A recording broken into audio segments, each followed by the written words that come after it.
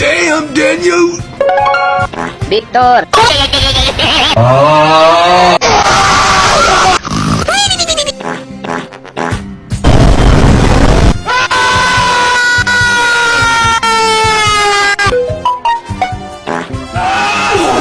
¡Me va a reventar la tripa!